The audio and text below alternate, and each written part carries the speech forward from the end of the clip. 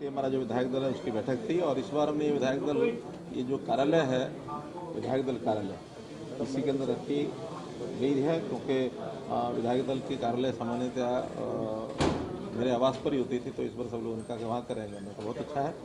और आज मुख्य रूप से जो विषय वर्तमान में चल रहे हैं, जिनके बारे में थोड़ी चर्चा करने के बाद फील्ड के अंदर क्या क्या चल रहा है उसकी जानकारी लेनी पड़ती है। जैसे उदाहरण के लिए अभी CET टेस्ट हुआ है, उसके बारे में मैंने बताया है। उदाहरण के लिए जैसे कुछ समस्याएं धरने प्रदर्शन चल रहे हैं, जैसे खास करके MBBS का जो एक विषय है उसको हमने क्लियर किया है कि क्या उसके पीछे की भावना और क्या कुल मिलाकर के वो उसका बॉन्ड है, उस बॉन्ड के पीछे की थोड़ी क्या है। फिर कुछ सड़कों के विवाद, जैसे जगह जगह पर 2-3 जगह धरने आए हैं नेशनल हाईवे के अप्रोच को लेकर, एक जींद में चल रहा है, एक इसी प्रकार का हथीन में है, तो ऐसे अप्रोच वो भी हमने नितिन गडकरी जी से बात की हुई है, इनकी सारी चीज़ें लेकर के उन तक पहुँचाएँगे ताकि अप्रोच जो है नेशनल हाईवेज के ऊपर ये बन जाए। आयुष्मान भारत का बड़ा प्रोजेक्ट वो हम लेने जा रहे हैं, 21 तारीख को उसका प्रारंभ कर रहे हैं कि अभी तक 1,20,000 रुपये की जिनकी इनकम थी केंद्र सरकार की ओर से, उन्हीं को आयुष्मान भारत का लाभ मिलता है, सारे देश भर में जैसा है। हमने उसमें अपनी ओर से इस राशि को 1,80,000 रुपये करवाया है, जो हमारा परिवार पहचान पत्र के हिसाब से BPL की लिमिट है। इसके अंदर और एक लगभग 12 लाख परिवार और जुड़े हैं। इन सब परिवारों का जो खर्च है वो हरियाणा सरकार देगी। केंद्र सरकार की ओर से जो पहले 15 लाख 15.5 लाख की लिमिट है वो रहेगी। अब 27 लाख परिवार ऐसे हो जाएंगे जिनको ये लाभ मिलेगा और इसकी शुरुआत हम करेंगे 21 नवंबर को। साथ ही एक नागरिक जो स्वास्थ्य सर्वेक्षण में जो मेडिकल टेस्ट है सबके, उस प्रकार की योजना भी 29 नवंबर से शुरू कर रहे हैं कि हर किसी नागरिक के जो स्वास्थ्य की जांच के प्रारंभिक टेस्ट होते हैं वो सब किए जाएंगे और उनको एक डिजिटल फॉर्म में रखा जाएगा ताकि कहीं भी शारीरिक दृष्टि से उसका कोई डॉक्टर है या कहीं उसका चेकअप होना या उसको कोई इलाज के लेके जाना, उसको वो देख सकें। वर्ष में एक बार सबका ये टेस्ट हुआ करेगा। अभी वो भी हमने BPL के लोगों का रखा है। दूसरे चरण में सभी विद्यार्थी जो बाकी बच जाएंगे उनका भी कराएंगे। तीसरे चरण में बाकी जो नागरिक हैं उनका भी सबका कराएंगे। हमारी कोशिश रहेगी कि 100% आबादी यानी उसका ये टेस्ट जो है ये एक बार हो। इसके लिए इंफ्रास्ट्रक्चर क्या क्या लगेगा उसका हेल्थ डिपार्टमेंट बैठ के विचार कर रहा है और प्रारंभ इसका अपने जो राष्ट्रपति महोदय हैं 29 नवंबर को कुरुक्षेत्र में इसका प्रारंभ करेंगे। इस प्रकार की कुछ योजनाएं सारी हैं जिसके अंदर करेंगे। ये जो अभी हमने इसमें जो रखा है 1,80,000 से निचले वाले परिवार सारे उनका स्वास्थ्य सुरक्षा होगा, तो ये जो 3 चरण बताए हैं फिर स्टूडेंट्स का और बाद में, ये क्या इसी साल में या अगले 2-3 ये प्रारंभ हो जाएगा। फिर हमारी जितनी भी कैपेसिटी है, क्षमता है, उसके हिसाब से लगातार चलेगा। पहले तो जहाँ जहाँ केंद्र हेल्थ सेंटर्स हैं, चाहे हॉस्पिटल्स हैं, फिर CHCs हैं, PHCs हैं, डिस्पेंसरीज हैं, सबके साथ गाँव लगे हुए हैं, वहाँ प्रचार किया जाएगा, लोग अपने आप आकर के अपना टेस्ट कराएं।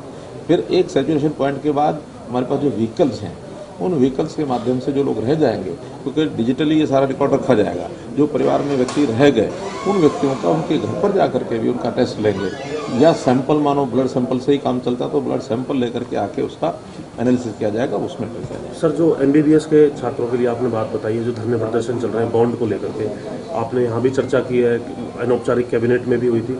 असलियत में क्या सरकार सोच रही है इसमें निवारण को लेकर के और किस तरीके की मांग है? निवारण बिल्कुल साफ है। इसमें किसी तो विद्यार्थी को कोई पैसा नहीं देना, किसी उनके माँ बाप को, परिवार को नहीं देना, किसी गरीब व्यक्ति को नहीं देना, किसी सरकार में जब तक नौकरी वो कर रहे हैं तब तक उनको नहीं देना। केवल वो प्राइवेट नौकरी में यदि सरकारी नौकरी की बजाय वो जाते हैं, और प्राइवेट नौकरी भी जिसमें सरकारी नौकरी से जो उसको पैसा मिलता है उससे ज़्यादा उनको मिलता है, उस केस में मंथली इंस्टॉलमेंट देनी पड़ेगी। प्रारंभ में चले जाएंगे तो 7 साल, बीच में चले जाएंगे तो 7 साल में बचा हुआ जो पीरियड है वो देना पड़ेगा। इसके अलावा सभी विद्यार्थियों का जो फीस का ये पैसा जो बॉन्ड भरवाया जाएगा ये सरकार पे करेगी। सरकार भी बैंक से चाहेगी तो उनका लेगी।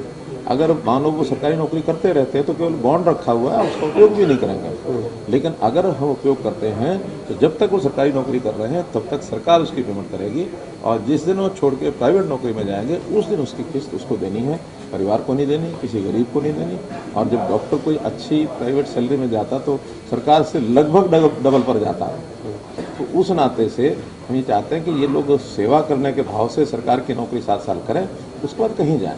सेवा भाव ये सरकार जैसे वेलफेयर की स्कीम चलाती है वैसा डॉक्टर भी रहना चाहिए कि 7 साल वो नौकरी सरकारी करें। 7 साल के बाद सर कुछ नहीं देना होगा, मतलब अगर 7 साल सरकार के स्वास्थ्य विभाग में नौकरी करता तो कुछ नहीं देना पड़ेगा? कुछ नहीं। इस अवधि को सर कम करने को लेकर के कोई विचार है कि कम किया 4 साल करें या 3 साल? कुछ देखिए, वो ऐसा? जितना कम करेंगे उतना उसकी किस्त बढ़ जाएगी।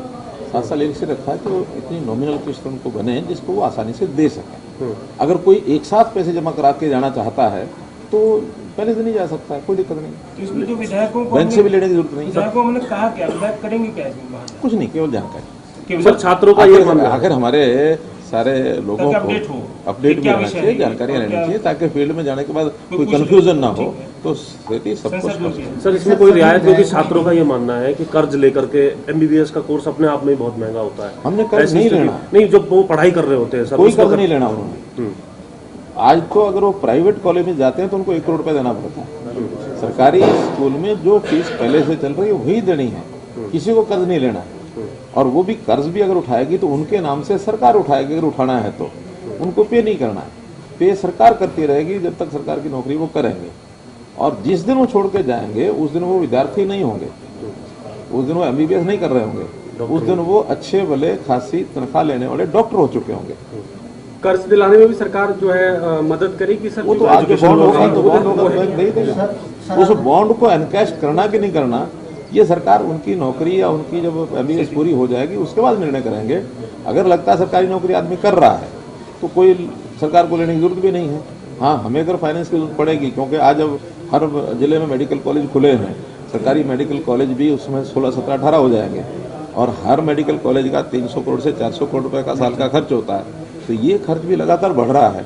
सेल्फ फाइनेंसिंग इंस्टीट्यूशन बनाने के लिए ये नेशनल एजुकेशन पॉलिसी में पहले से कार्य करवाया हुआ है कि इस प्रकार के प्रोफेशनल जितने भी संस्थान हैं उनको कैसे हम सेल्फ फाइनेंसिंग की ओर लेकर के जाएं, क्योंकि समाज में हर व्यक्ति को शिक्षा, अच्छी शिक्षा, हर व्यक्ति का इलाज, अच्छा इलाज ये कैसे हो, उसमें जिन लोगों से कंट्रीब्यूशन ली जा सकती है उनसे लेनी चाहिए, जिनको नहीं ली जा सकती नहीं लेनी चाहिए। हमारी वेलफेयर स्टेट है, welfare of the needy person.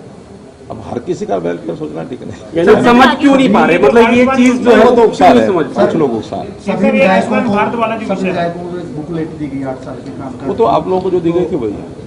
Ayushman काम नहीं कर जाने कुछ ऐसी नहीं, वो तो जो आप लोगों को एक जानकारी के लिए सरकार की जो उपलब्धियां हैं वो उनको भी बता रहे हैं, जैसे आपको दी ऐसे उनको दी है। ये तो हर किसी को जो